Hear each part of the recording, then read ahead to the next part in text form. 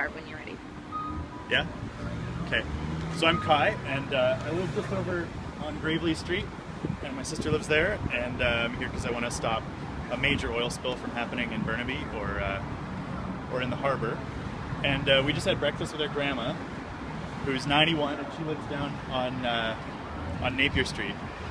And she was telling us, actually at dinner last night, that beach where the oil is being cleaned up right now, they literally used to take the streetcar when they were little kids down to English Bay, and they would fish for smelt and pilchards, and they would take little pocket knives and pop the cockles off the rocks and put them in burlap sacks. So there was so much fish and the water was so clean that kids could just go down with sacks and gather it up, because every time the wave came in it would just dump all these smelt all over the sand.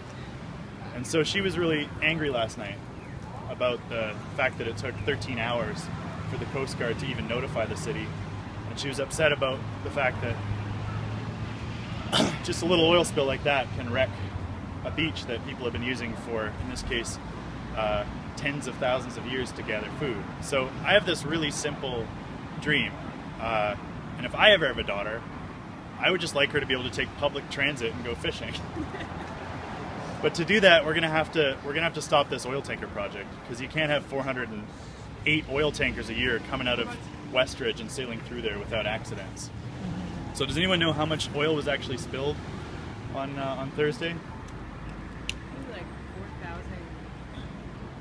Yeah, it was the equivalent of 17 barrels of oil. And it completely overwhelmed our spill response capacity. The Coast Guard couldn't get booms around it before it hit the beaches in West Van and English Bay. Do you know what an Aframax oil tanker carries? 800,000 barrels of oil.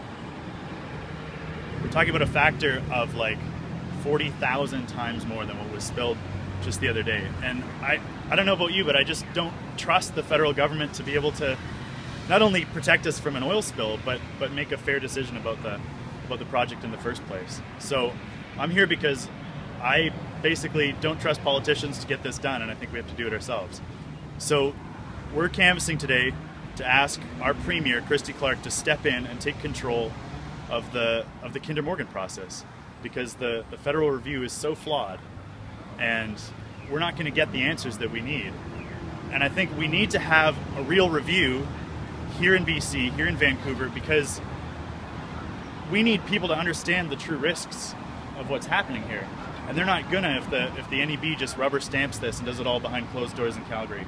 So I think we need to bring home the review to BC, and I think we need to bring back some of our power.